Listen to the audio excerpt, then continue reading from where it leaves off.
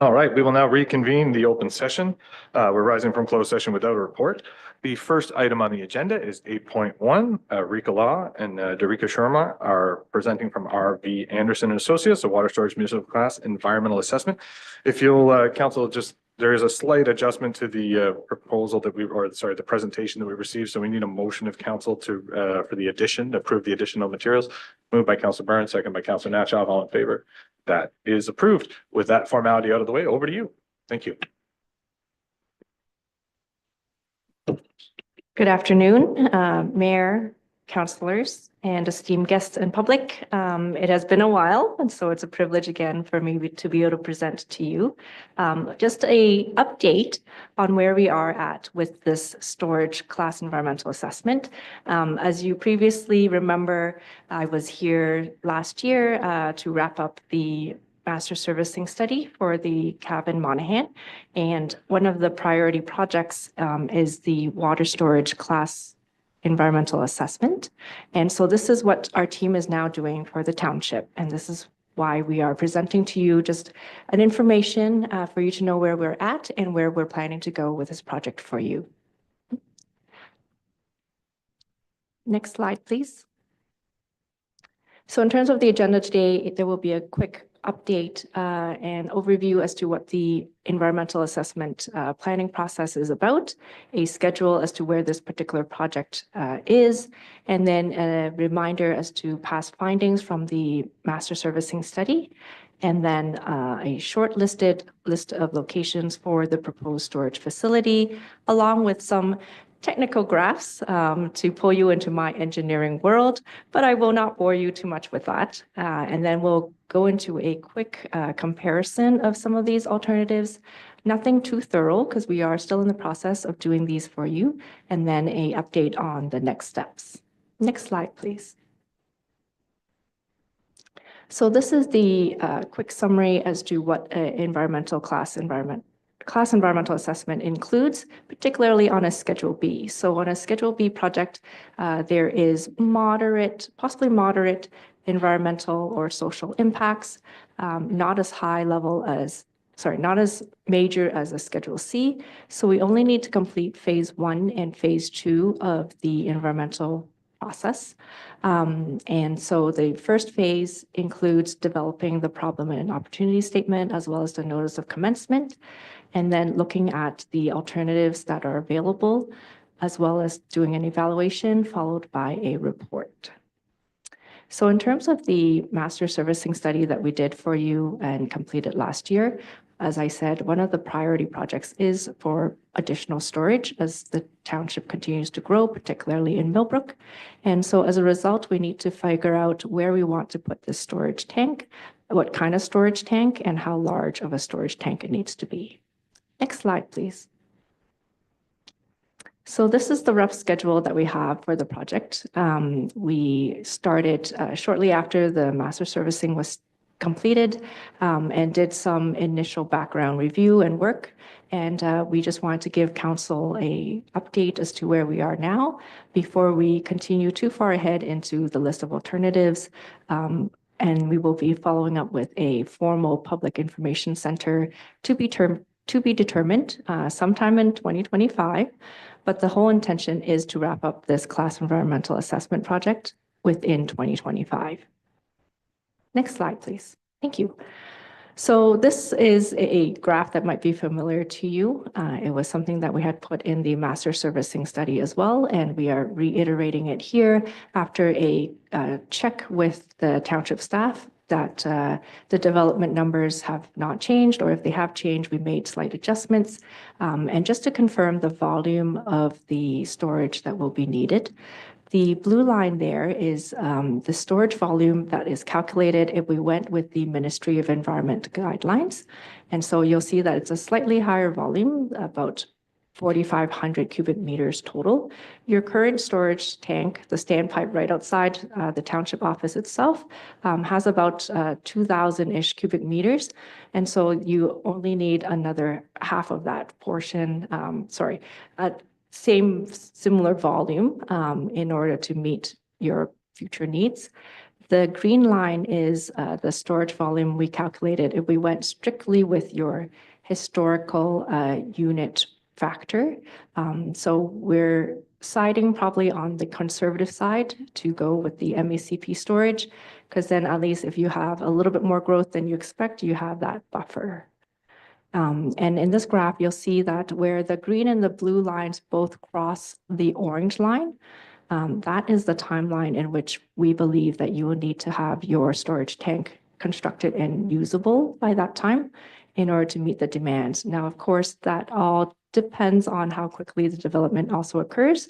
So that timeline can shift a little bit back and forth, but we wanted to make sure that at least from a Class EA and a design point of view, that the township is ready whenever this demand happens to meet that orange line. Next slide, please. Perfect.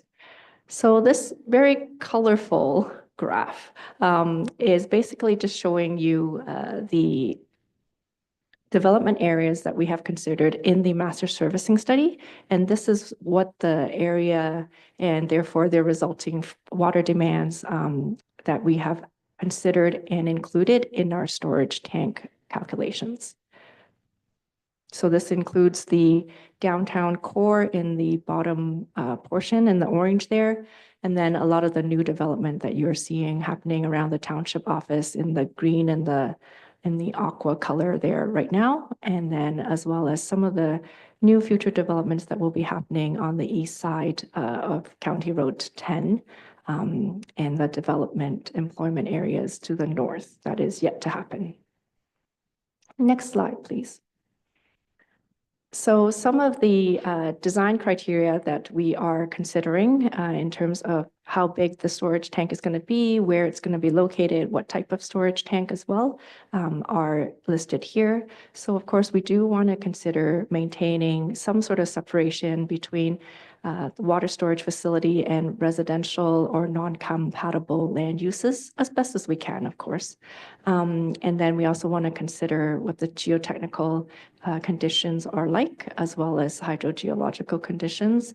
And of course, we want to consider for the ability to expand in the future if suddenly the township has a lot more growth expected than what was in the MSS. Next, we do want to consider the layout of the site so that you have adequate access road for operations, adequate site grading and drainage. Next, we do want to consider from a technical point of view, putting it at a high point of the service area because we want the water to have a certain amount of pressure going back to the town. So it makes sense to, if the land can do it for you already and be up on a high hill, why not use that to your advantage? So we do consider that when we picked out some of these locations. We also do want to consider having the storage locations a little bit spaced apart and not necessarily congested together and maybe at different ends of the distribution system. That allows for if a water main happens to break at a critical point, then at least different parts of the town will still get serviced by their respective closer storage tanks. So that's another aspect that we're thinking about as well. And then in terms of technical pressure considerations, by MACP guidelines, we are to have at least the 14 meters or 20 PSI during a max day demand in a fire situation. But under peak hour and normal conditions, we want to have at least 40, and that is what we are definitely aiming for. And then we want to have no more than 100 PSI or less than 70 meters under all conditions so that we're not bursting pipes and water mains. Next slide, please. So here in this map, in the pink areas, these were 7 different locations that we had looked at because of land availability or just height locations and whatnot. And then we went and we screened it out a little bit further as to, is there adequate space? How close is it to the existing storage tank? Does it meet the development area's needs, and are they close to that? So from that basis, we were able to screen out 5 out of the 7. And so we have the shortlisted ones highlighted in green, number one being up, not in any particular order, but location one was up in the top northern area north of Limer, close to Highway 115. And then location three was also shortlisted as being a good alternative, and that is north of Fallis and east of County Road 10. There may be some question as to whether or not we can make use of the previous old decommissioned standpipe that is on the east side of King Street. So we did look at it. However, the existing standpipe doesn't have the adequate volume that you would require. In addition, you would need to do a lot more of the structural and condition assessment as to how that is doing in order to be able to put it back in service. And lastly, because of the bowl-shaped topography that you have for Millbrook, you would need a dedicated high-pressure water main to get past the downtown core without connecting to the downtown core in order to get up to the higher pressure zone that you actually needed to feed to. So because of all of those considerations, we had to rule out reuse of your decommissioned standpipe. But the current one by your township office is still good, and we can still use that in partnership with the new storage tank that's being proposed. Next slide, please. So these are just further explanations as to why we shortlisted location one and location three, mainly because they are both in and around the future employment and development areas. It is fairly easy to be able to get the topography to work for your needs, as well as having enough land, albeit it will require property acquisition. Next slide, please.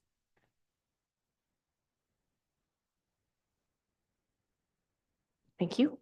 And then this is a list of the locations that were considered on a high level, but got screened out due to various reasons, be it not enough property, or that it is not centralized and too far away from where your ultimate new development areas are going to be, therefore posing additional infrastructure needs in order to be able to get there and whatnot. So I will not bore you with all of this, but definitely we did look at it and screen it out, and our PIC panels will have more details on this matter as well. Next slide, please. So as a result, what we are proposing as shortlisted alternatives, and of course the township staff and our team will be vetting this out further, but the immediate advantages of location one versus location three. And again, like I said, the naming of the locations does not mean a preference for one or the other. I could call it A or B or oranges and apples. But in terms of location one, there is the aesthetic advantage. Because it is close to the Highway 115, you would be able to essentially, if you had an elevated tank or a standpipe there, put a spotlight on "Welcome to Millbrook," and it would be there for you. The advantage of location one as well is that it is a little further away and will be where your future employment area is. And in case your employment area does require a lot more of that water demand, it could be right there for them. The disadvantage, though, of course, is that that employment area may not be built out right away. And so you would have to extend the current distribution system to get there right now, which means the township might end up having to front end some of those costs until the development gets there. In terms of location three, it is very close to the current developing areas, which is nice. It is also very close to your existing water main, so you can tap right into the existing distribution system that's there. And you would have a combination of choices for water storage tanks. You could do an in-ground if you wanted with a booster station. You could do standpipe or elevated. And so all of these choices will be explored further as we get into the EA.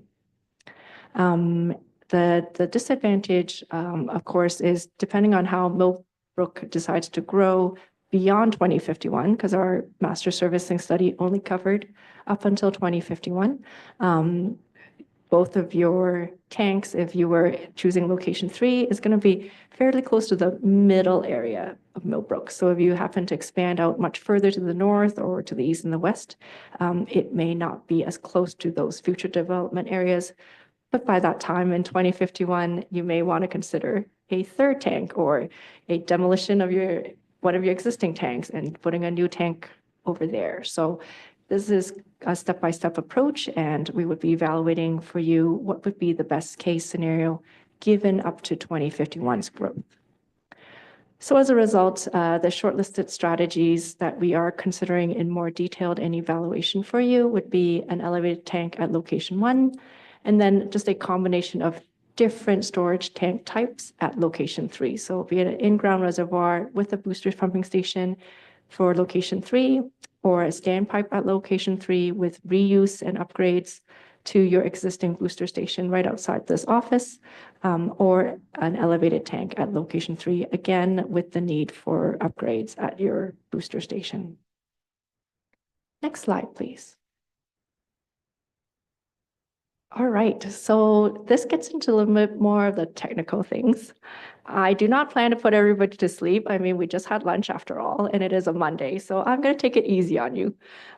In essence, what we're trying to demonstrate to you is pressure is very important, because ultimately that's what you want to be able to achieve and provide to the town in terms of having adequate pressure in your water system. So we did a quick hydraulic grade line graph, which will be shown in the subsequent slides.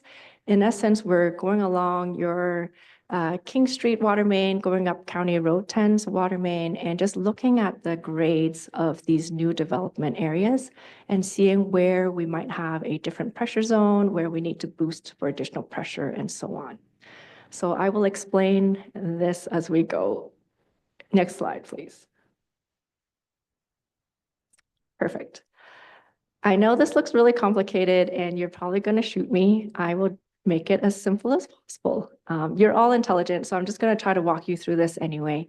In essence, the brown line that goes straight up and across the graph like that is your pressure line, so your hydraulic grade line. How much energy you're giving into the water so that your system can appreciate and use the pressure as a result. So your municipal wells, starting from the left side of the graph, your municipal wells boost your water pressure up to about 280 meters in elevation. And then because of wonderful, I love that, Jess. Thank you so much.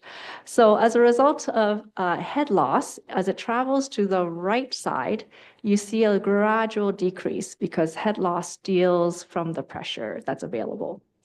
By the time we get to the booster station and the standpipe that's right here by the township pipe, standpipe, there's a little bit lower of a pressure, but still very good to meet the needs of the current areas in the downtown core and some of the areas that are just south of the township office.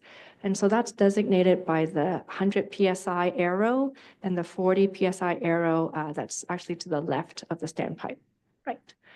So what that means is that right now your downtown core and your built up areas currently are getting enough pressure, but not too much pressure from your existing standpipe system and your booster station pressure, booster station system. So this, the blue area right there, that's the sweet spot that we're trying to operate things in for you so that A, you're getting enough pressure for your jacuzzis if you needed it, but not too much pressure so you're bursting water mains unnecessarily. Now, as you develop to the north and we move further and further to the right of the graph, you could see that the topography, which is shown in the blue line and in the black line, that it's starting to climb higher and higher in some of these instances. And so as a result of that, we need to also increase the water pressure in the system to be able to allow the new homes to also enjoy their jacuzzi pressure while not bursting the new water main either. So as a result of that, we need to get into that new pressure zone, which is that green rectangle. Yep, the very long one. Good job, Jess. And so what right now your booster station is doing for you is providing that to the current development that is nearby the township office. And it'll continue to be able to do that for a bit longer, and then there'll be some upgrades that are needed. But in addition to the expansion of the booster station and whatnot, we need that new storage tank. So the subsequent slides are going to show you what that means if we were to propose those 4 different alternatives. Next slide, please. So as I said, location 1 is if we had an elevated tank all the way near Larmer and sort of between Larmer and Highway 115. So you'll have an elevated tank there. It will work off of that same green pressure zone to be able to feed back to the distribution system for where most of your new development area is. So that's a fairly simple diagram. In essence, your existing booster station is going to help bring the water to the elevated tank, and then the elevated tank will use by gravity what it needs to get the water back to the system. Next slide, please. So the next 3 slides are going to be about location 3, which is to the east of County Road 10 and north of Wallace. And so one of the options is to have a new booster station with an in-ground reservoir.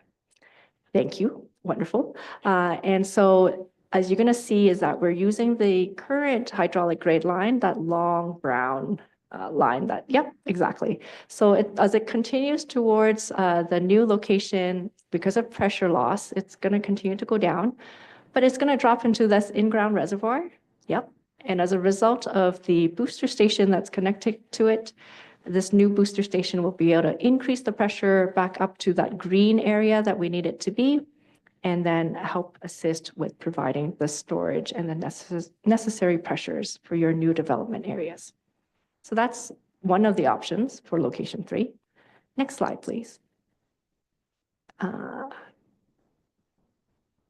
wonderful. And so another choice would be, okay, you're going to have twin standpipes, one on the east side of County Road 10, one on the west side of County Road 10.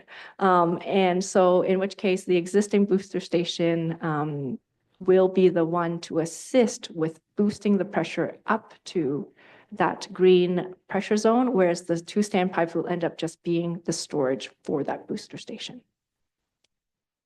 Next slide.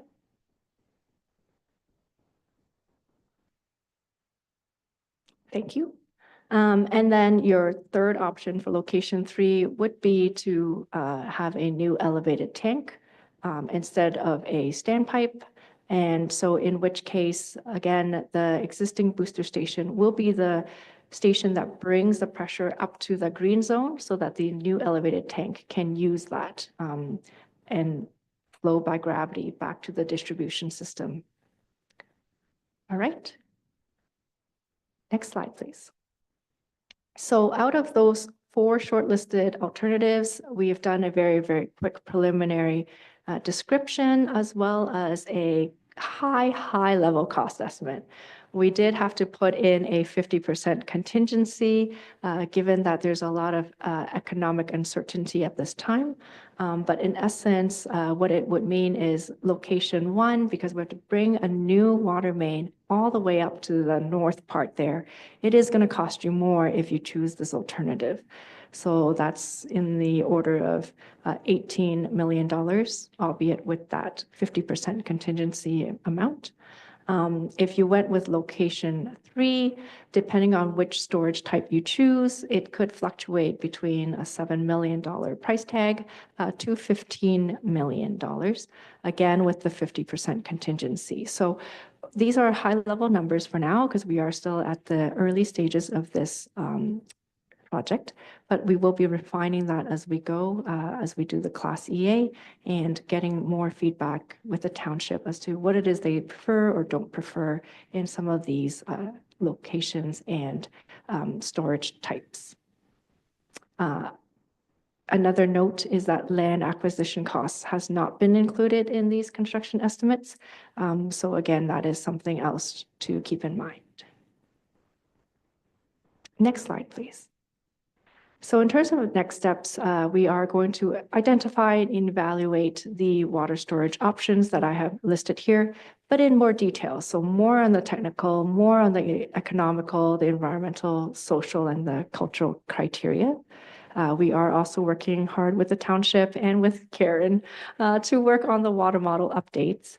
And we will be formalizing and sending out project notices and undertaking the formal public consultation and Indigenous engagement and preparing for the Public Information Center that is to come. You will all receive a lovely notice in your email when we are ready for that. And we do welcome council and mayor to join us.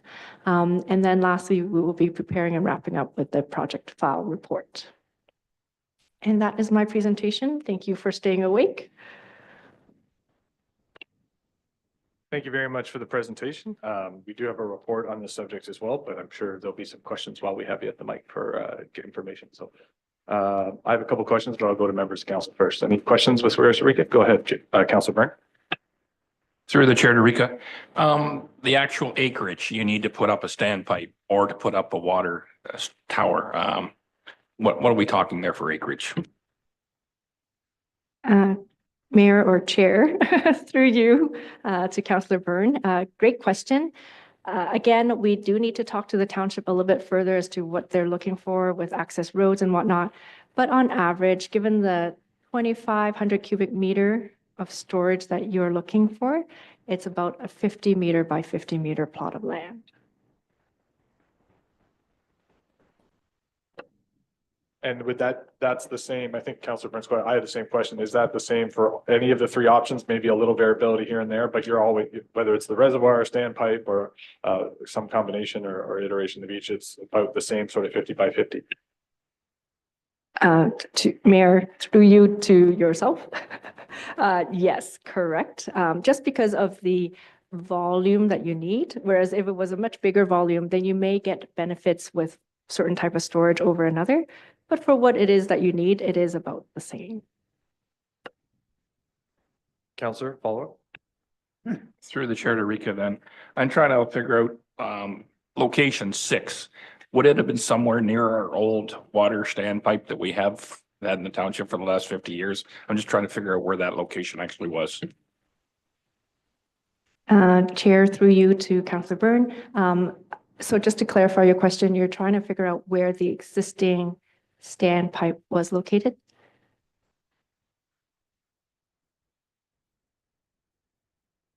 Yeah, sorry, I was just going to say, so with regards to on the map, if you go, it's the very far east boundary and a bit, this one would be to the north of King Street. So just any clarification with regards to like, it's a bit zoomed out on the map, but is there any more specificity you can give us sort of is it just past sort of the last sort of residences, or is it proposed to be sort of in the near that farm to the east?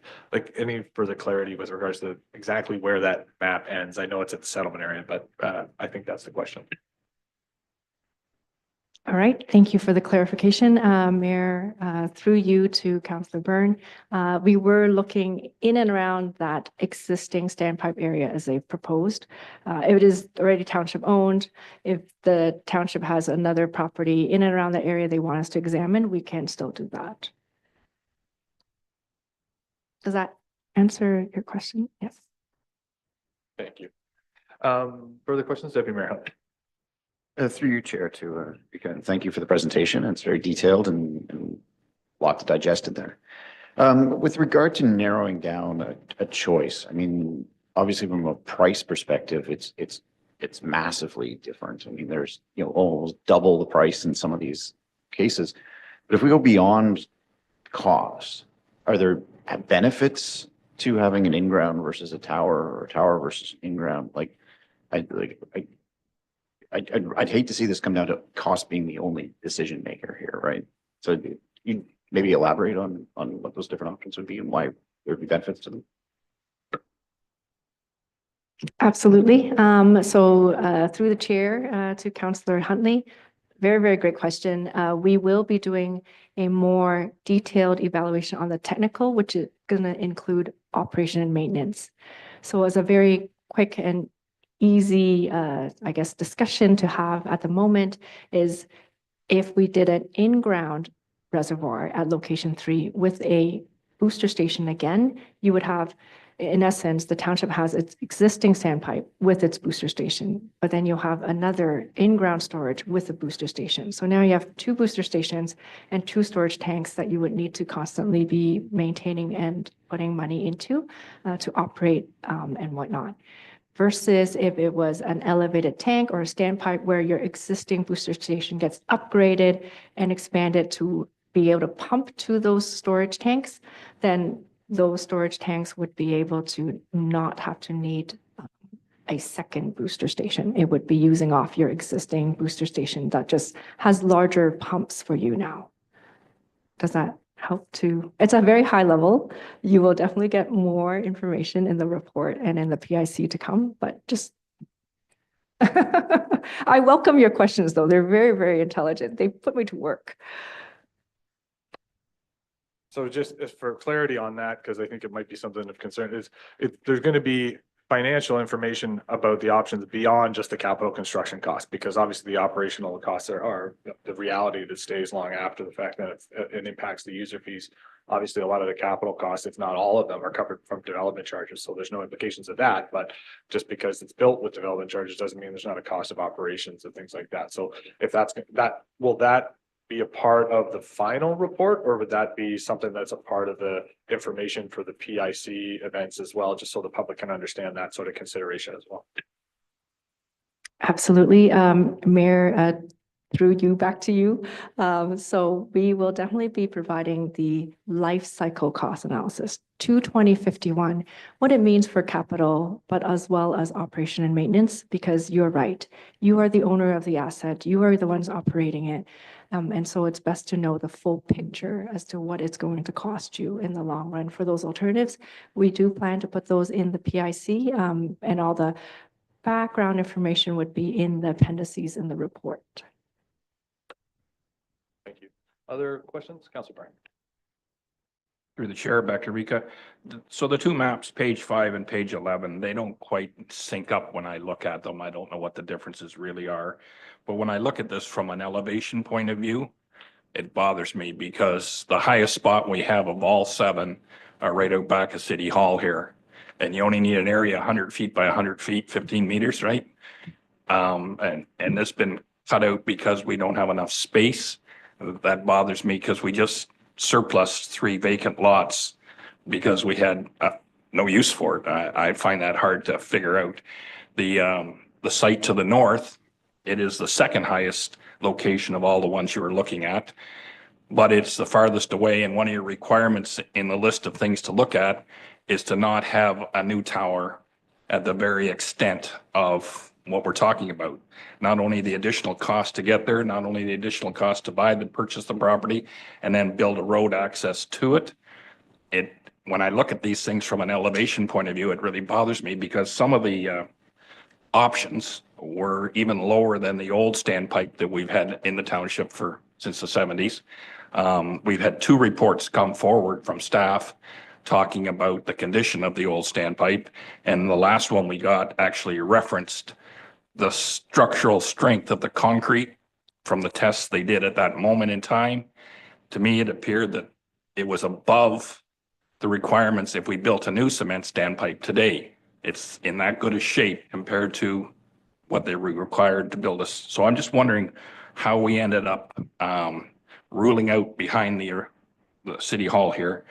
And what the idea of even looking at those low elevations, because back in the day, I was told that the old location up on the hill going out County Road 21 wasn't high enough, even though it serviced the entire community for years. I'm just having trouble wrapping my head around that whole negotiation. Okay. Through the chair to Councillor Byrne, thank you. Those are really, really good questions. And so if you're wondering about why we ruled out location 2, which is right behind or around this township office, we are still in discussion with the township staff But the information we were given sort of at the point in time was that there wasn't enough land. Now, that said, it doesn't mean that we can't still discuss that further and figure out on an actual drawing what can and cannot work. There is a lot of plans going forward for these lands that the township owns.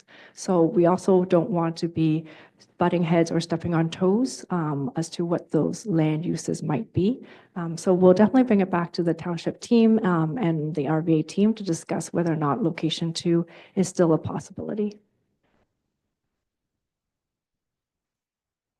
Thank you. So maybe just for clarity as well. So when you say screened out locations, they're not eliminated at this point moving forward. There's due diligence that's still and discussions that are still ongoing with regards to those options. So if things certain to change or there's new information presented, like we're just getting an update at this point, but those aren't not being considered moving forward, but they're at this point in the analysis, they're not recommended to move forward, but they're still going to be in consideration at this point moving forward is how I understood what you said. Is that correct?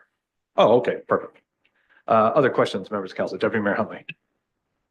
Through you, Chair. I guess our existing standpipe you're saying is somewhere around the 2,000 mark, right? The projection is somewhere above 4,000. Is there the ability to build a bigger tank that holds 4,000 versus multiple tanks?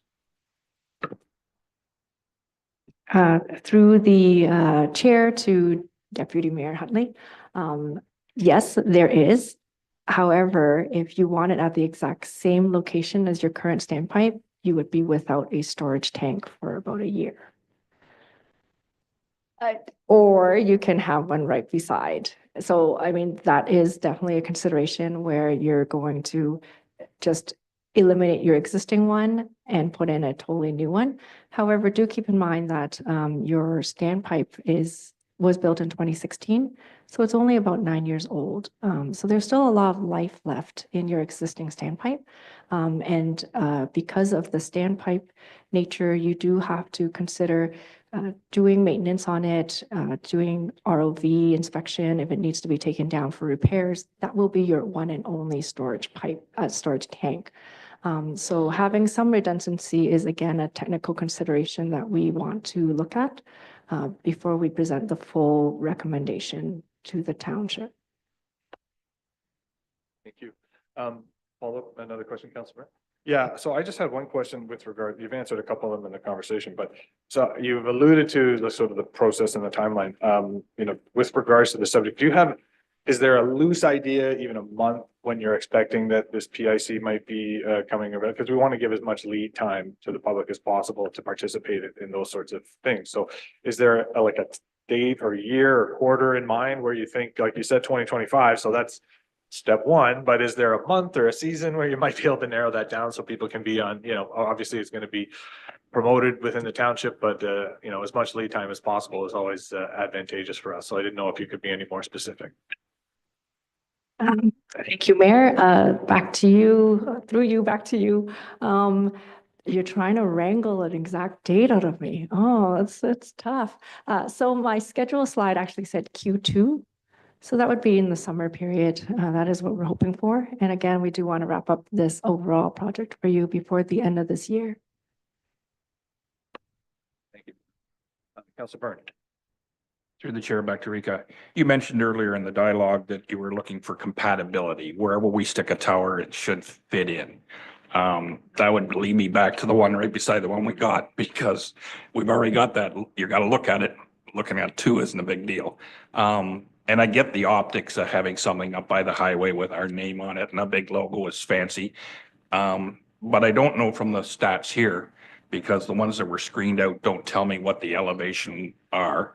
The actual elevation at site 6, if a water tower rather than a standpipe was located in that location, which we already own and have deeded access to, is that a doable thing? And what is the actual elevation at that point, please?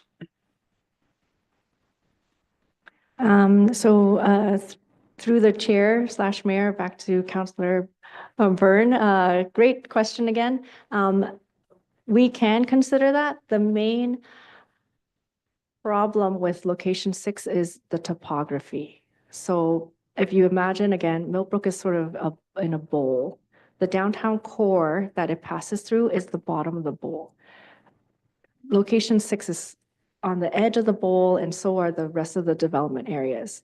It needs to get down to the downtown core, through the downtown core and back up to the other side of the bowl. But we cannot do that unless there's a dedicated water main. Otherwise, you're going to have too much pressure for your existing downtown core. So that's an aspect that needs to be considered with that location. It is on the wrong side of the bowl, shall we say. It has to go through the downtown core before it goes up to where the rest of your new development is planned to be. So it does add cost for that. But topography-wise, yes, it is comparable. If that makes sense, if I explained that properly. Yeah, I think, so I guess, but to me, the logical extent, and I don't mean to speak for Councilor Byrne, maybe I'm wrong, but I think it would be assumptive to me that the question would be, the consideration of 6 would be, could you redirect like the existing capacity that's stored at the existing standpipe here to serve the bowl, like you said, because you need a dedicated main otherwise, right? So, because you're literally building a main to bypass all of the existing infrastructure to get it up the hill, which again, under that circumstance, capital cost extensive, would be a big disruption to the existing properties just for this isolated main. But if I'm not mistaken, I think there has been previous discussion about, well, even if you have to demolish most of the structure, because like you said, it's been decommissioned for a decade or thereabouts or some amount of time. That site itself is, to Councilor Byrne's point, owned by the township. So is there a less maybe infrastructure piping main component or design that could be considered for that standpipe and tower to repurpose the capacity for the downtown, and then sort of either a severance or a redirection of the existing tower here to be redirected to the newer repurposed, let's say, to the further development to the north here? Is that an option with regards to 6, or was that considered with the consideration of zone 6, or is that a part to be considered moving forward? So thank you for clarification on that question, Mayor. We can consider that further. It was ruled out originally, but again, we do appreciate your comments, and that is the whole point of this Class EA project, to obtain comments and feedback from your esteemed selves, as well as from public and Indigenous communities. So we can take that back to the team and have a further discussion to see whether or not this would work to your advantage. If it becomes one of the shortlisted alternatives, or if it's still not quite comparable to the shortlisted alternatives, we can let you know. Thank you. Councilor Byrne, I was adjusting him, so if you don't mind, Deputy Mayor Huntley, I'll go to Councilor Byrne and then we'll come back to you. Through you, Chair. I probably should know this, but maybe you could help me on this one. The homes within Millbrook themselves, does the water go to the standpipe and then back down to the homes, or do the homes get picked up on the way to the stand? Through you, Mayor, to Deputy Mayor Huntley, thank you for throwing me an easy one. So the municipal wells pump to the distribution network, which has a combination of the housing being serviced as well as to the standpipe. So when the standpipe is filled up, it is able to discharge water back by gravity with the stored up energy back to the home, so the wells are not constantly on 24/7. But it's sort of, the system will tell the well pumps if it needs to come on. The standpipe will also tell the well pumps if it needs to come on. Otherwise, the standpipe is where you're able to get a lot of that flexibility of the water coming from the standpipe back to the homes without turning the pumps on and off needlessly. Thank you for that. Councilor Byrne. Through the chair back to Rika. So I totally get Millbrook's in a valley. We knew that. The topography was why we built the old water tower what we did, because it was the highest land close to the community that it served.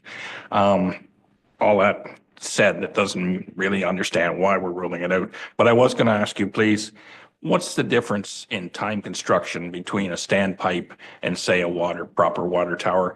And are there different elevations that can be built into a water tower, or is it restricted by something? Through the chair to Councillor Byrne, great questions. I love that. So for an elevated tank, if that's what you mean by a storage tank, the primary advantage of that is that all of the water that you actually want to use is up high. If you could go to maybe like slide 14 or 15 there, Jess. Maybe 15. So that's a standpipe, maybe 16.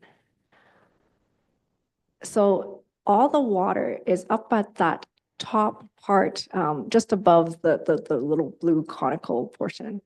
And that's where all your water is already pressurized for you, for the pressure zones that you want. Versus a standpipe, so if you go back one slide, Jess, you have to fill the bottom of the standpipe in order to bring the water that you want up to that, just that top sort of part. So that's your complicated portion where you have dead water that you cannot use as much. What we're trying to do to avoid that is to actually use the standpipe's full capacity by putting a booster station there to be able to boost the pressure up for you to still be able to use that storage. So there's pros and cons to all of these different aspects, and that's what we're trying to consider as well while we recommend a storage type to you. Oh, build time. So the build time is, the standpipe is a little shorter, I would say by about 3-4 months compared to the elevated tank. Thank you. Seeing no other questions, we're just receiving this update for information. Looking for a mover and a seconder, and thank you again, Rika, for joining and answering all our questions. There's lots to debate, and we're happy to have you here in person, especially. Moved by Deputy Mayor Huntley, seconded by Councillor Natchoff. All in favor? That is approved. Thank you very much for the presentation. We'll look forward to that specific date when you get back to us about the PIC. Thank you. Next on the agenda, we have another presentation from John Shank and Greg Baskin from Landscape Planning Limited with regards to the downtown park and remaining CMCC lands. Welcome, John and Greg.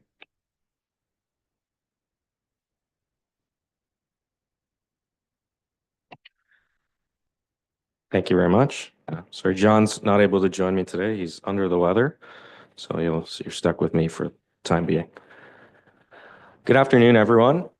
Really fortunate to be here again in front of council, and I'm looking forward to talking about the downtown park and the remaining lands at the Cavan Monaghan Community Center again today. Next slide, please. Okay. For today, the agenda, we will have the land acknowledgement. I know that there was already one presented at the beginning of the meeting today. We'll talk about the project objectives as a whole. We'll talk about the purpose of the meeting, the process to date, and then we'll focus specifically on the downtown park and then the Cavan Monaghan Community Center. And then we'll talk about the next steps as well as open discussion and any questions. We respectfully acknowledge that the township of Cavan Monaghan is located on the Treaty 20 Michi-Sagi territory in the traditional territory of the Michi-Sagi Anishinaabeg. Sorry. We offer gratitude to the First Nations for their care, for their teachings about these lands. May we honor these teachings. To give everyone a recap of the objectives of this project, it started with the request for proposal that supports Vision 2035, the Parks and Rec Master Plan.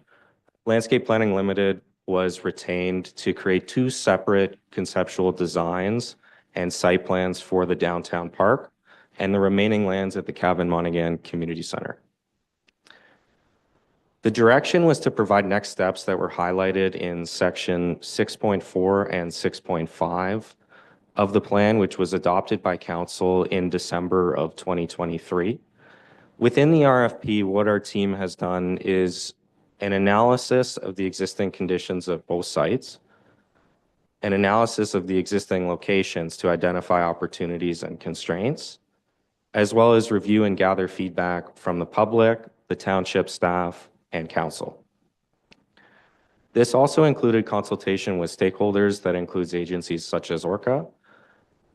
We're also looking at the estimated full build-out costs as well as phasing and presentation of the conceptual plans to council, as well as preparing refined versions of these plans, including final estimated capital costs, phasing, as well as implementation recommendations. Today, we're going to focus on providing with the Township of Cavan Monaghan a summary of the feedback received for both the downtown park and the remaining lands at the Cavan Monaghan Community Center project. Relating to the public engagement process that has happened to date, and we're going to present the preferred site plans for each site that has been prepared in response to the feedback that has been received to date, as well as phasing and implementation recommendations. To give everyone a recap of the process to date, the next two slides are kind of sequential. So we started with reviewing, and the township had done prior documentation and consultation. The reference documents that talk about that is Vision 2035, Parks and Rec Strategic Master Plan, which was undertaken in 2023.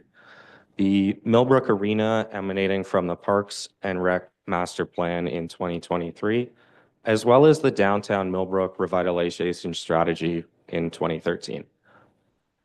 When our team was engaged, we immediately started with an online survey that was specific to the downtown park, and it was made available to community members to assist in the community engagement, and was an early survey that was conducted in July of 2024 for just over a month and concluded in August of 2024. We received a really good number of responses at that time, which is just about 523 completed responses.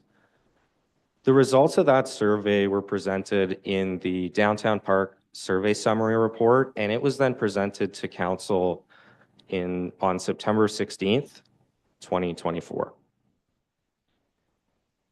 During that time and shortly thereafter, we continued with targeted stakeholder engagement, and that included meeting with Orca, which is the Otonabee Regional Conservation Authority, the Baxter Creek Watershed Alliance, Millbrook and Cavan Historical Society, as well as right holder consultation with the Hiawatha First Nations. Following that, September 16th, 2024, the Township Council heard a report from Landscape Planning, which summarized the public survey results and also included our opportunities and constraints mapping and inventory and analysis of each site. The goal of that was to determine what amenities should be considered as part of the downtown park conceptual plans. And after the council input, our team began preparing the conceptual designs.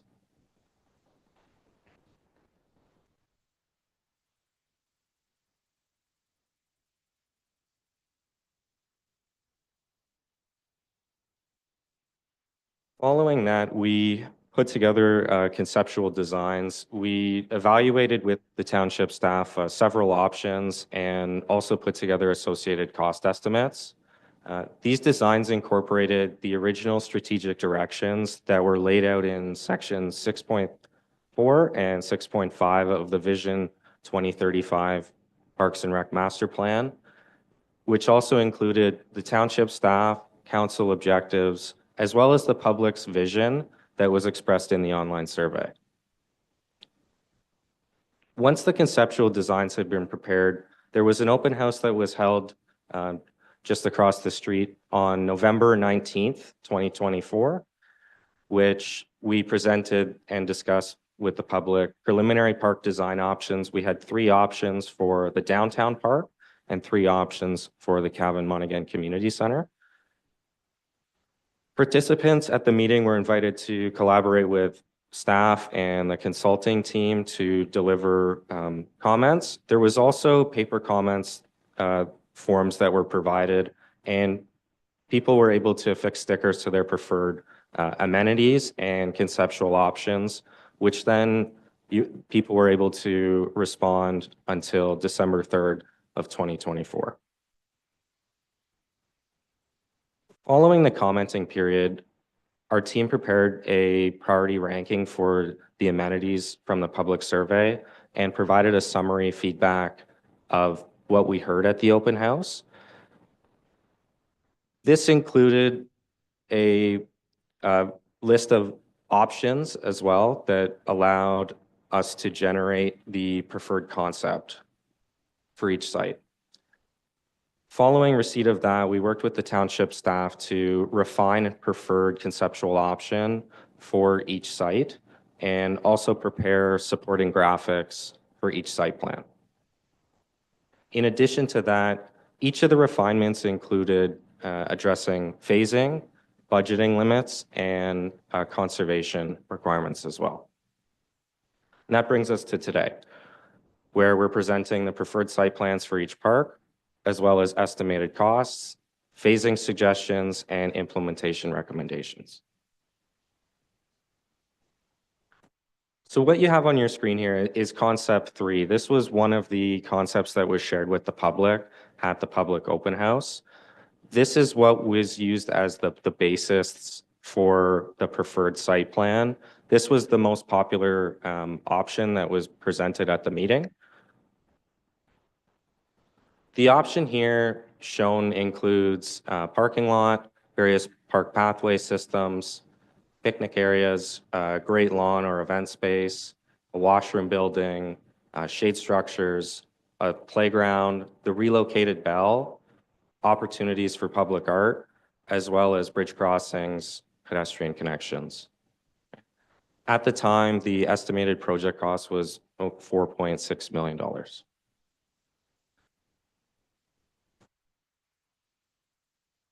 During and after the meeting, specific to the downtown park, some of the general feedback that we received was one, and I think most importantly, there was a lot of excitement about the park. I think in the community, there's no question, there's a lot of really involved members, which was great to see.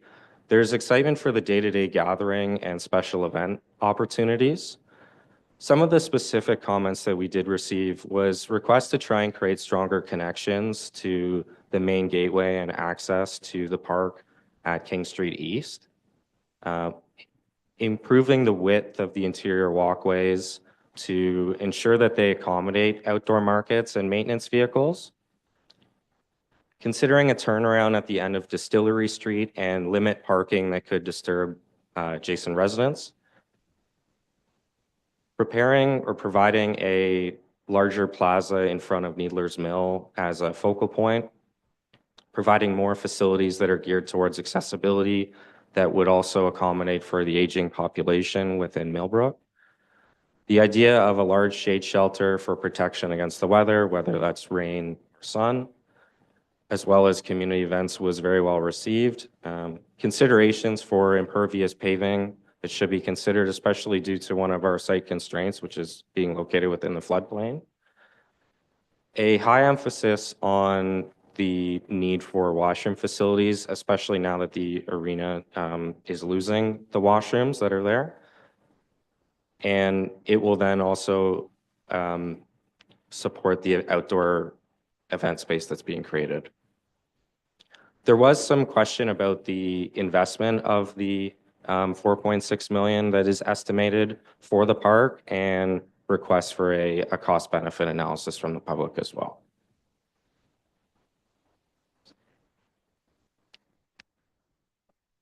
Following receipt of those comments and working closely with the township staff, we have prepared a preferred site plan that captures as many of the feasible comments from the public as possible.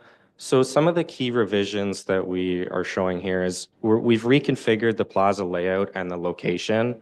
We've tried to bring that closer to the existing servicing that is present on the site, as well as increase the passive open space, reduce the size of the playground, remove the parking stalls that were located at Distillery Street, reduce the overall amount of hardscaping, modify some of the bridge alignments over Little Creek, create a focal seating plaza in front of Needler's Mill, utilize the existing alignment of the road for emergency access, and also achieve an overall cost reduction. The next few slides that we're going to show you is one of the most, I think, important things that we've done, and that's help build the vision for what this site can become.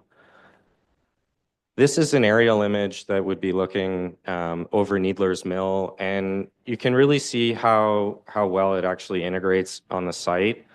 And it shows a really large open space that there's opportunity for events or just passive use, whether it's bringing a blanket and picnicking. So this would be directly above the spillway for context.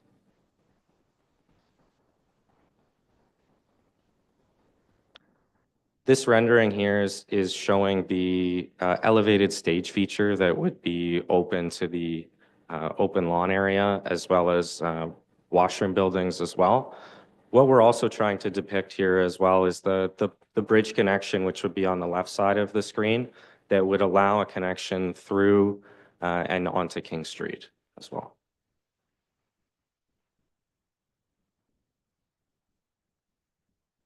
This is another rendering as well that would show the playground and proximity to a shade structure. It's always nice to have a shade structure within close proximity to a playground. It creates a much more comfortable environment for caregivers and guardians to oversee children, and also a nice spot that is kind of central to the open green space.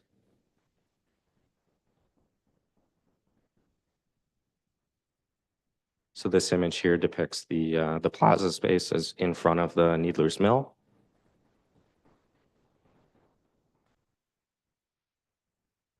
Another graphic representation of Needler's Mill here as well, and the playground. So this image would be on top of the existing spillway, overlooking the existing bridge at the back of Needler's Mill, and ultimately the green space that's being created.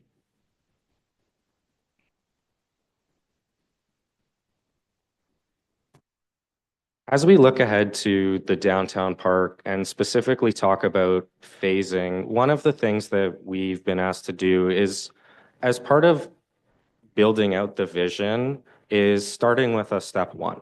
So step one, or phase one as we're calling it, is setting the groundwork for a lot of the future phasing to happen. And it has a bulk of the costs associated with just general construction requirements, the actual removals and demolitions of what's there, excluding the arena. Site preparation or site servicing and grading. The intent is that in order to minimize the costs moving forward in your later phases, is to put in as much of the servicing as possible for it to then be easier to do your ultimate build out and avoid having to go back into something that's already built to do underground work. That also includes electrical as well. There is a hardscape element that's shown, and what phase one ultimately is focused on is putting in much of the pedestrian circulation, creating the green space, and providing the washroom building. That also includes softscape restorations as well for the whole site. And amongst all that, totals just over $1.8 million.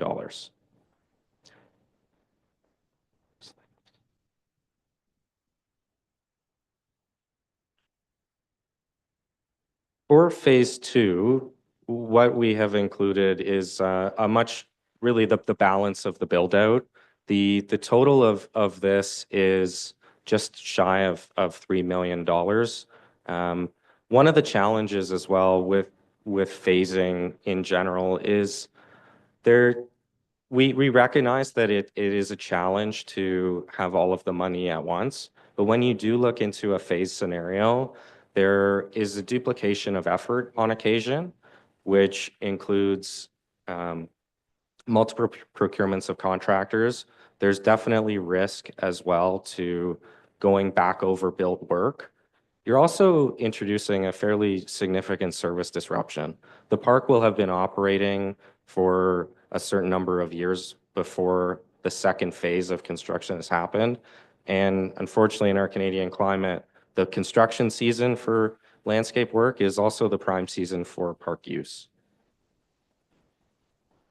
But the bulk of this phase is relating mostly to the balance of the elements, which is the playground is one of the big ticket items, the furnishings, that includes the shade structures, the bridges, gathering tables, any decorative elements, the stage. And one of the, I think, key points of this as well is building the buffer between the existing commercial elements and this parkland.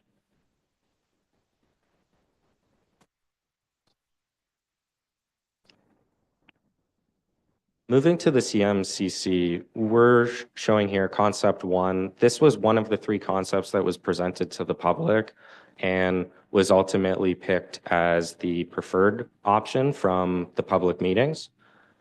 In this option, we're including a fairly significant size parking lot, which is about 130 additional parking spaces, various park pathway systems, a central open picnic area, multi-use court, pedestrian plazas, shade structures, shade sail, beach volleyball, pickleball courts, and tennis court. And the estimated project cost of this was about 5.7. Some of the feedback that we received from the public specific to the CMCC was that overwhelmingly concept one was preferred and allowed for the potential future building expansion. You notice in that concept, we've left it as open green space. That helps you minimize what costs you'd be putting in now that could eventually become throwaway when you do a building expansion. There was comments about the beach volleyball court, mostly relating to maintenance and the fact that they feel it might be underutilized and could require significant maintenance, as well as issues attracting dog mess. The tennis facilities might not see the high usage like pickleball is. That's certainly a trend right now, but may or may not change over time. When I do show you the preferred option, I'll talk a bit about the tennis and pickleball facility as well, and we'll look at the spatial comparisons. Another comment as well was relating to County Road 10. There's a lack of separation caused by the parking area, and there was concern about having programmed features within that entrance area to allow for additional parking and stormwater management features, and that we should be trying to preserve more open space as well.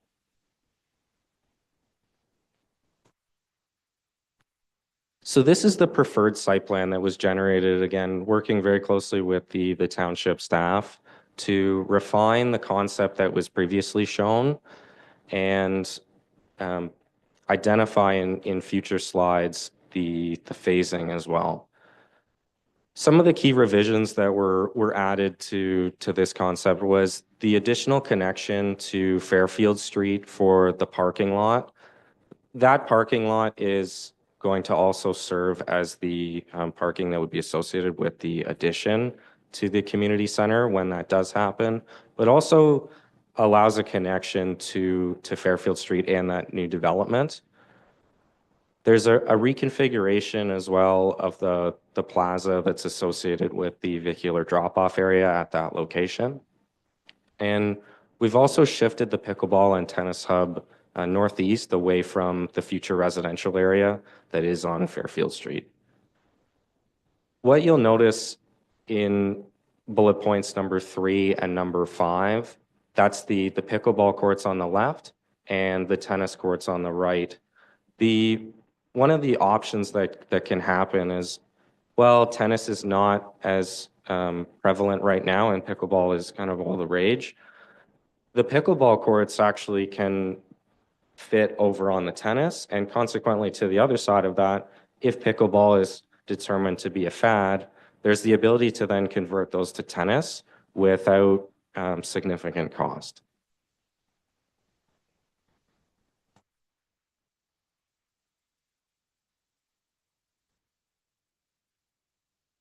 Specific to phasing for the CMCC, we've looked at 3 phases for the park. And some of the rationale behind our phasing is trying to isolate work zone areas that will have less disruption to the community center and also to the playground and the splash pad. The intent is that we can try and keep these open while construction is happening. One of the first phases that we're suggesting is phase 1, which includes the build out of the beach volleyball courts and the creation of a plaza that would be associated with the playground and the spray pad. That also includes the relocation of the fitness equipment that's there today. But once phase 1 is completed, the whole top side of the site there can exist and really not feel the effects of any future construction when that happens. It'll allow everyone to maintain the service level and try and reduce the overall disruption to the community center. The total for that phase is about $1.5 million. Then phase 2, this is the largest phase that we're suggesting for this project, and it's about $3.5 million. That includes the build out of the parking lot and all the associated sports amenities such as the pickleball, the hub, and the tennis facilities. That also includes the creation of the central open area as well. One of the things that is going to be discussed further is looking at the phasing in more detail with the township staff and really defining these in more detail based on availability of funding at a given point and making sure that we're providing services that are most applicable at that time. Phase 3 is a separate facility. This is the basketball court and plaza that would be located along the frontage of County Road 10. So while we recognize that it is close proximity wise, one of the benefits of having it there is we already have pickleball adjacent to the existing residential, which does generate noise. Basketball can be seen as a similar kind of noise generating activity. And also from a crime prevention standpoint or CPTED, having a basketball facility along the frontage of the street allows for a lot more visibility to a facility that more commonly has activity that is more unsavory, call it.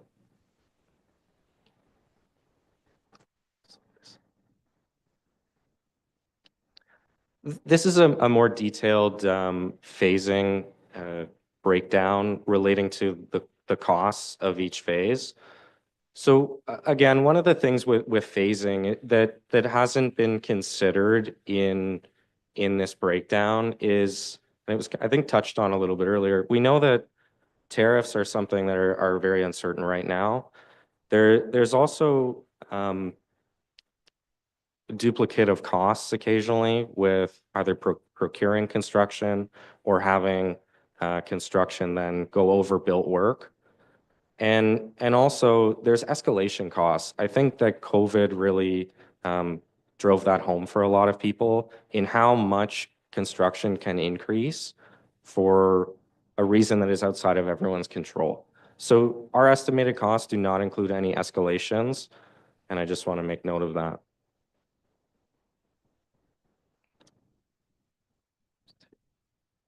So again, this is a detailed look at general construction requirements, site servicing, general electrical requirements.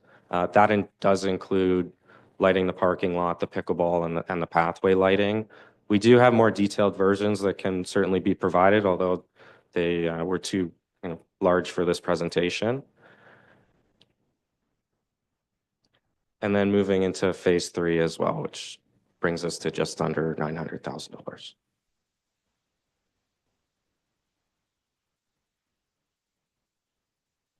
For next steps and discussion, the next steps here are the council to receive the 2 preferred site plans for the downtown park and the remaining lands at the Cavan Monaghan Community Center, and for council to consider establishing a downtown park and remaining CMCC lands task force that will work with the preferred site plans and prioritize the phases and funding opportunities for council's consideration.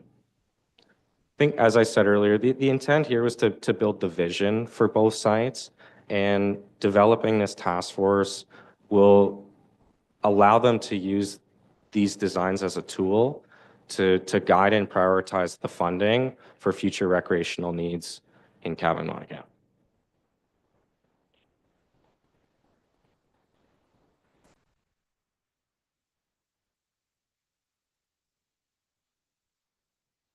Thank you very much, everyone. Appreciate it, and I'm looking forward to hearing your questions. Thanks very much, Greg, for walking us through that and for your help in consultation of the entire process as well. I'm sure there's lots of questions. There is another report. Before we go to that, Ms. Hurley, do you want to speak to the task force at all? I know that we haven't seen the terms of reference as of yet, but maybe there's some clarity from a municipal standpoint what the intention is behind that. Thank you, Mr. Chairman, to council and guests. The task force, this recommendation came from staff. The thought of how do we roll this out, what the next steps are. And to be able to do that, we thought it would be great if we consider something similar that we've done in the past, which is establish a task force. It's in my report, which is a follow-up to Greg's presentation for council to consider establishing that task force. And again, to Greg's point, this basically, the presentation today puts the foundation there. Where do we go from there is where we take this information and start to develop it, and allowing a task force to be established to be able to do that. Take a look at funding options, grants, put a plan in place, what comes next, understand more the infrastructure, what we need to get in place, and start working towards something. So that was the suggestion from staff. Yeah, sorry I had to jump ahead with regards to, I know it's in the report, but it's hard to talk about one in a vacuum anyway. So now we have sort of the foundation. Deputy Mayor Huntley, question.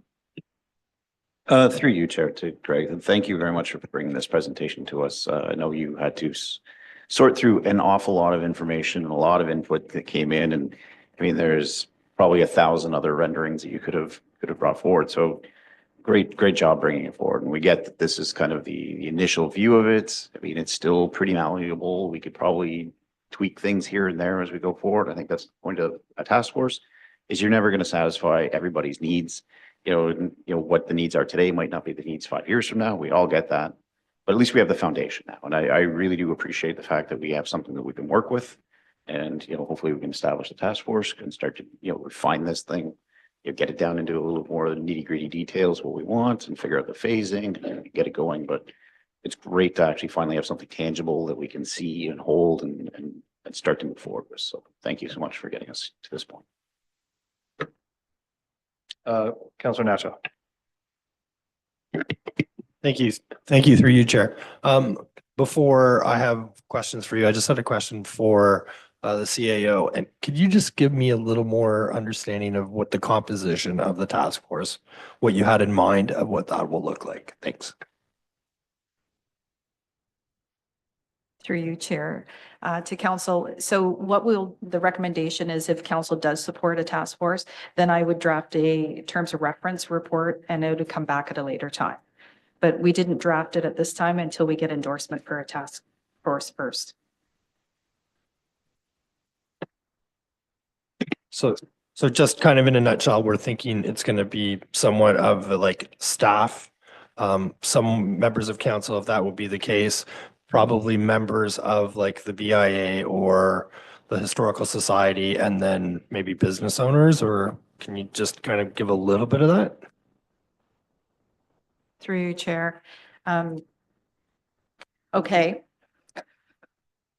All right. So for a vision for myself, and this, again, this has to go through council and it is council's decision.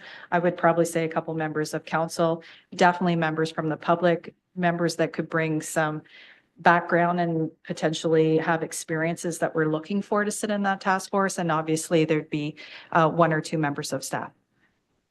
You're welcome, sir. Thank you, Ms. Hurley. Just one question, and it wasn't just captured in the renderings, and this may be far too analytical or inside baseball, but one of the things that I was just curious about is I'm having a hard time visualizing the bridge between the park and Distillery Street that's kind of being proposed to traverse the creek. Because like, it's not no elevation, and I know a lot of the adjustments and the questions I asked the staff about the adjustments with regards to the design and layout were because of the environmental constraints, and obviously the floodplain, has already been discussed. We're all well aware.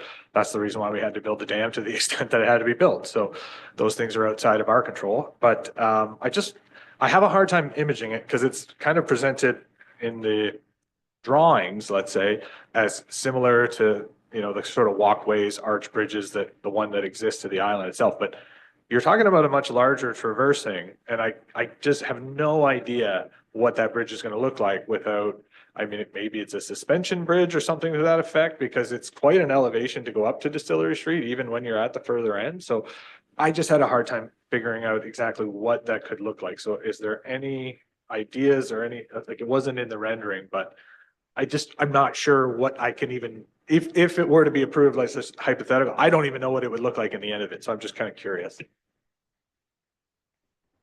Yeah, thank you. So yeah, that is a very important connection and also a very challenging one. There's no question. One of the things that we would be doing is having to look very closely in detailed design at the grading there to allow that to happen. And it could mean looking more like a boardwalk that actually has a slope on it rather than sort of a more traditional arch bridge where one side is the same as the other. So there's ways to manage it, but that's something that we would be looking at through detailed design. Councilor Nacho? Thank you, through you, Chair. First one, with the first phase that you had for the CMCC, I noticed that it doesn't list the basketball court. And then I'm assuming that it just was something that you missed and then that it's included in the cost for the first concept. Because it's not, I can tell you the page there.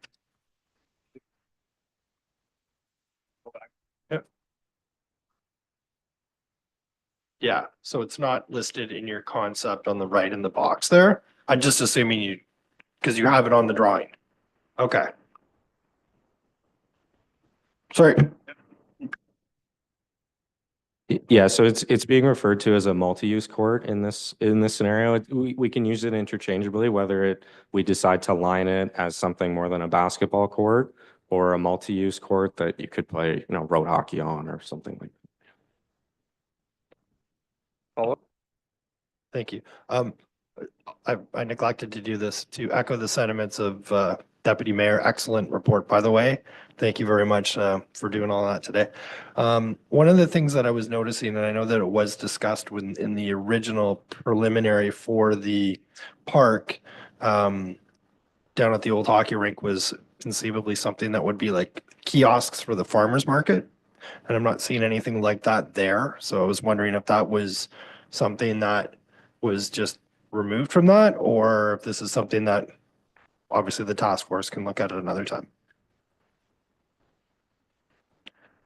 So in both phase one and the final build out, what we've identified is along the loop system, we would have locations where 10 by 10 tents could be popped up along the pathway. And I think we would want to look exactly how many vendors we're going to be anticipating before we go plant all the lovely trees in there. And then there's not quite enough room for everyone.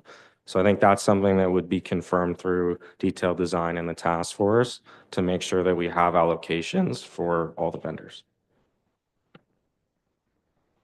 Other questions? Councilor Byrne? Through the chair to Greg. Is I've been asking since right from the beginning and have yet to get a real clear answer. Does anybody actually know at this point in time where the property lines actually lay and who owns what? Later on in today's agenda, we're going to discuss something that's like 20 or 30 years old that we're trying to clear up down at the post office. A few years ago, a building permit was issued without knowing where the property lines were. Does anybody actually know where these things are? And in the mention, it talks about Needler's Mill being on Orca land. Where does Orca own? What do we own? What do the private individuals own at the north end? Yeah, so the township has provided us with a topographic survey that also includes property fabric on it. So the development that we've shown is solely within the township-owned land. The Orca lands, I think there should be a line there, but it is very faint. The Needler's Mill is currently on Orca lands as well. And there was, I believe, an agreement between Orca and the Historical Society to allow that to happen as a monument. Your follow-up? Through the chair, back to Greg. On page 11 of the fancy handout, you kind of airbrushed out a few facilities that actually exist downtown. It looks like the Mason's Temple and the hardware store disappear to give you this open concept, or maybe I don't have page 11 right. Sorry, I'm just going by that. Anyways, there's these big open gaps that lead from, well, there's the Legion, so yes.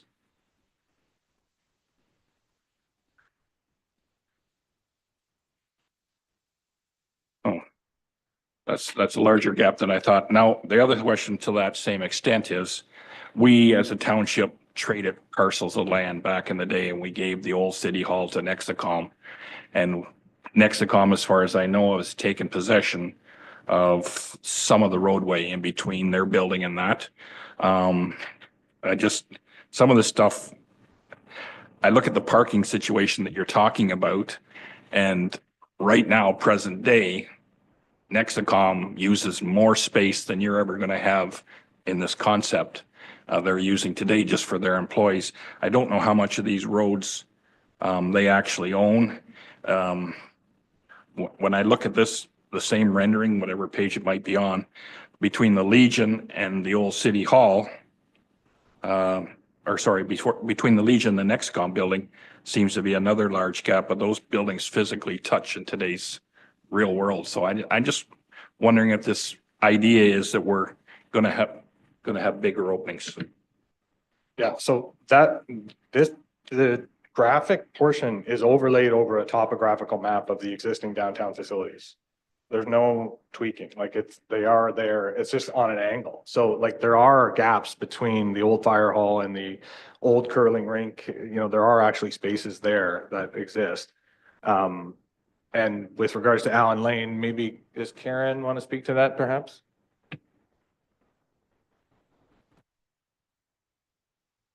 Through Karen and I probably both could speak to it, but Allen Lane is owned by township or owned by Nexicom.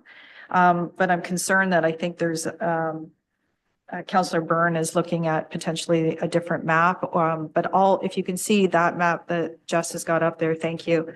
All of those properties are the existing properties. The park does not remove any facilities, any buildings, anything like that, except for the arena that is going to be removed. All the survey work has been done.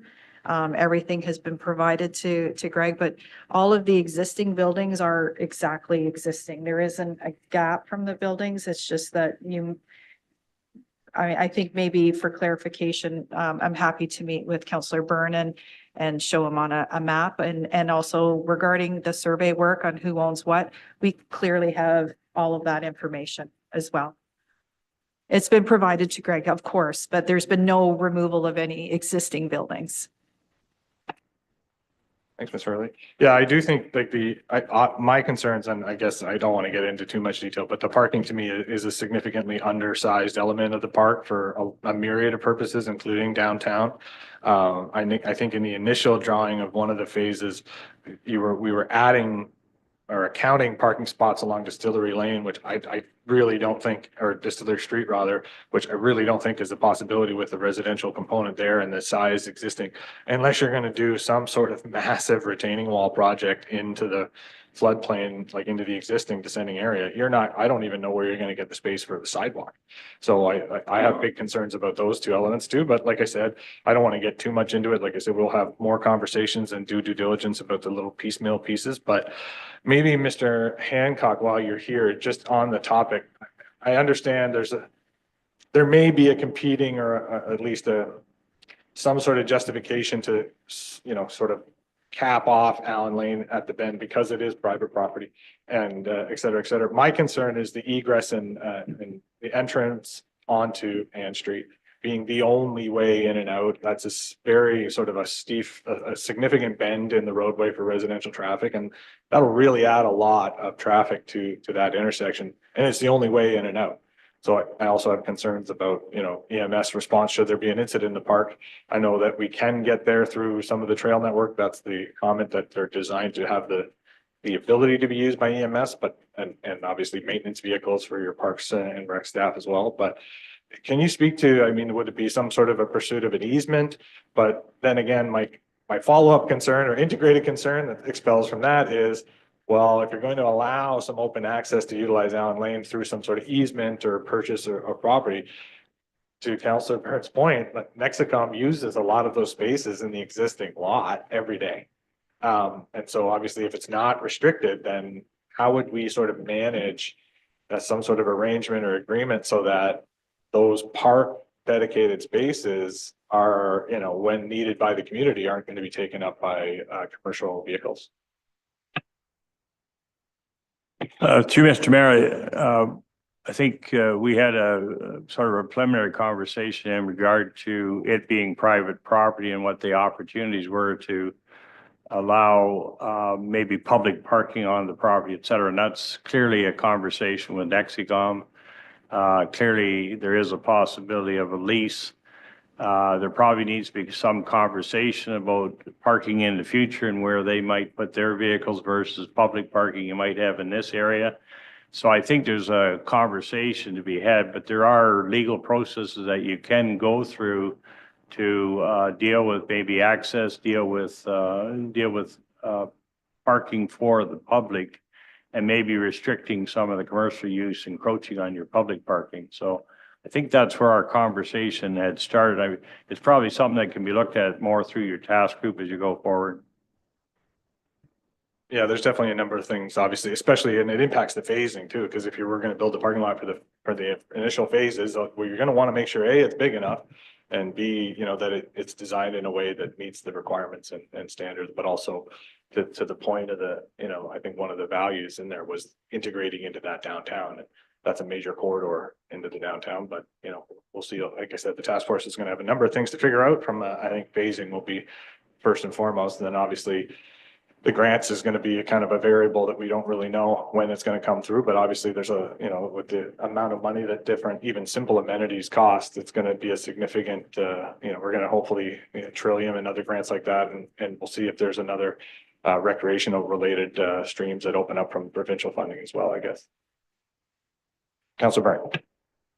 Through the chair, back to Greg. I totally agree with the idea that you're gonna need some kind of shade structures because all the documentation shows 20-year-old trees. I'm guessing we're not gonna pay for that. We're gonna put saplings in for the first 15, 20 years. But I don't see any contingency plan to control the geese population that's already basically inhabiting most of the park space we have along the edge of the pond that I don't think they're gonna understand the bylaws.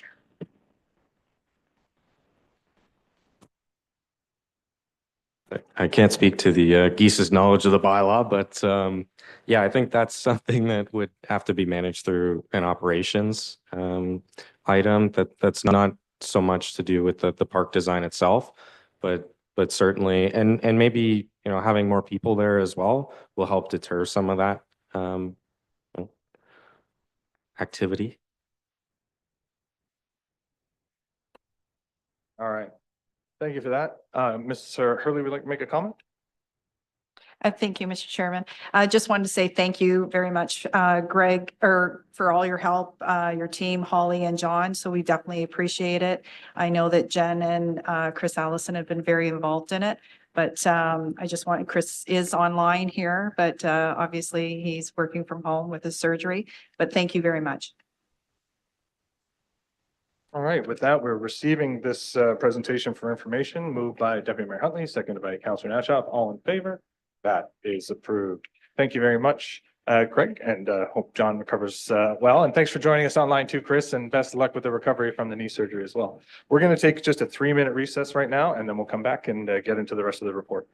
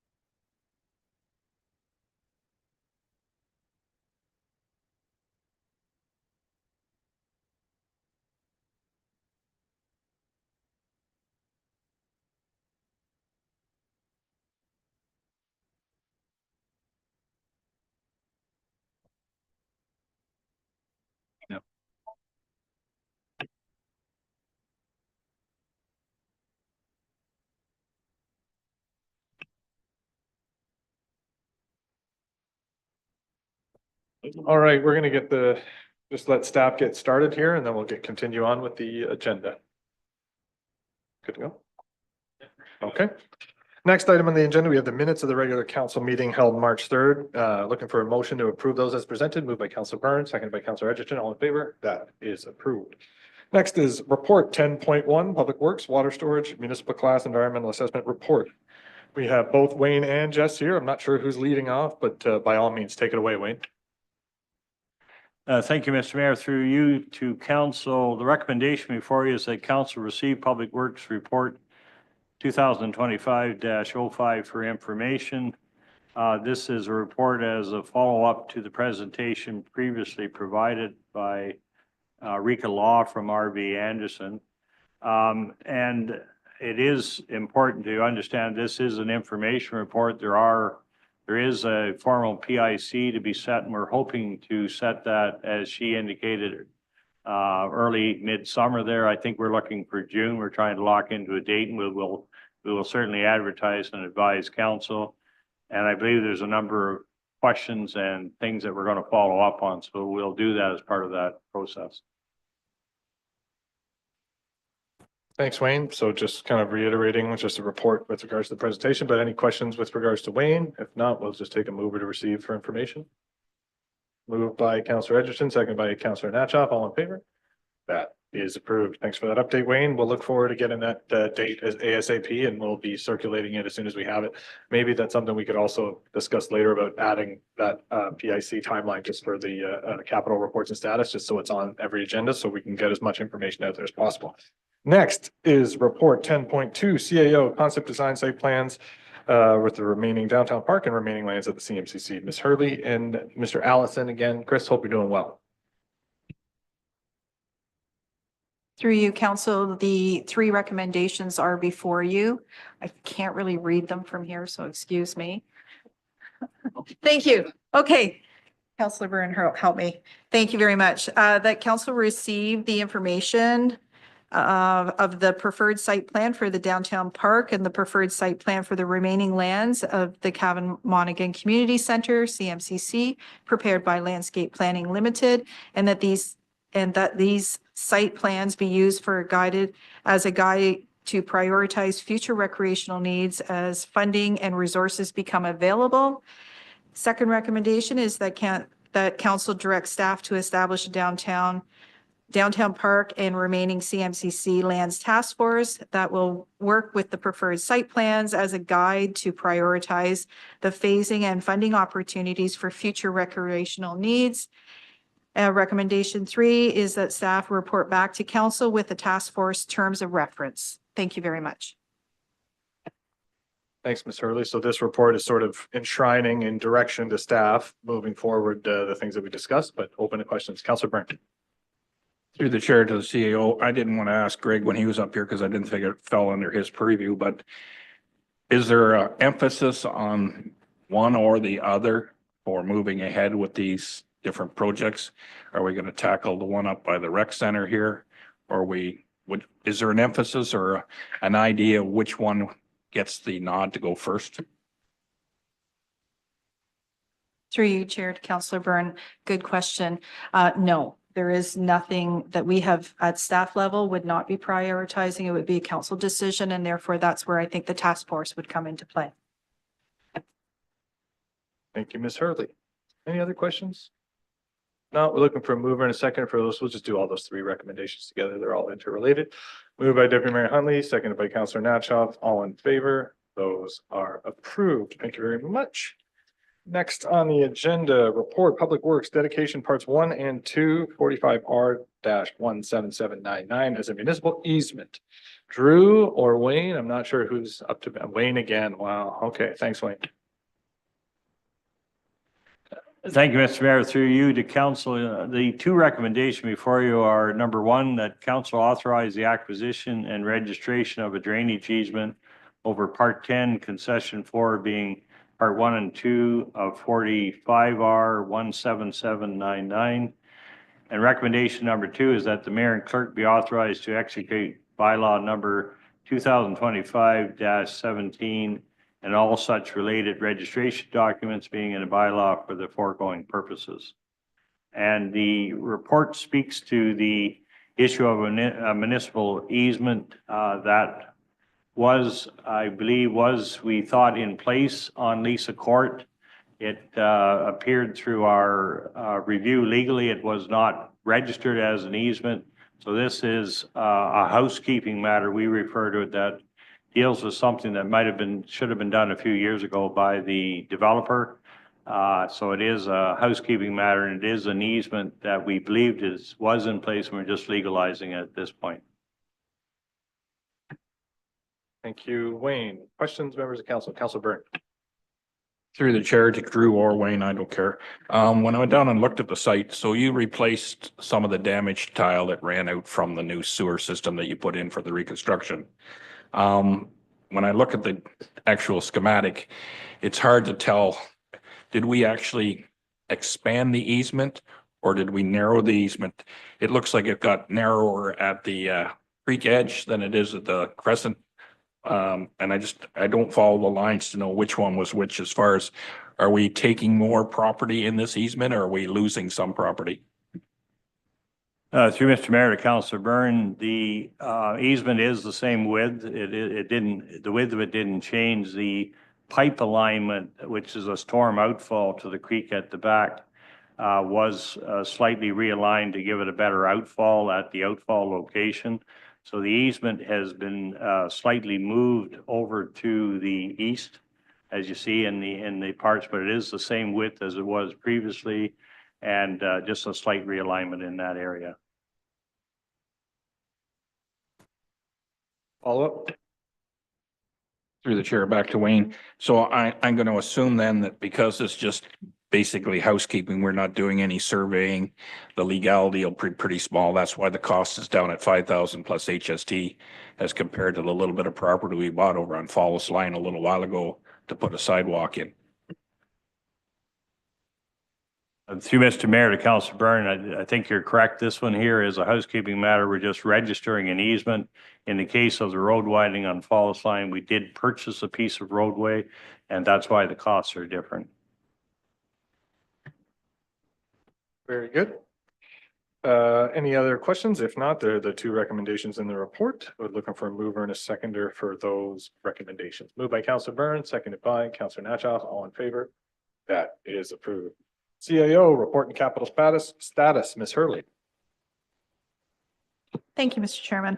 The report and status is in front of you. The first section is just an update on where the reports are. The second section, we did update the design a little bit. It outlines our 2025 capital projects for this year.